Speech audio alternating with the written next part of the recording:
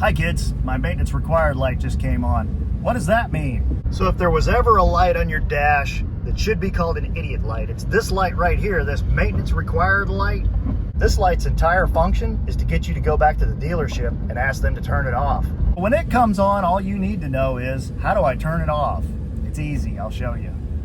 There's literally a button here called select reset, and that's what resets that light. Turn the car off, and then we're gonna hold this button in and turn the car on while we're holding it in.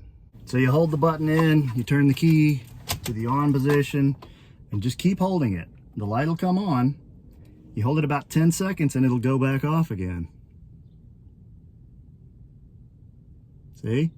That's it, you're done. It's that easy. That's all there is to it, guys. You can do this one, I promise.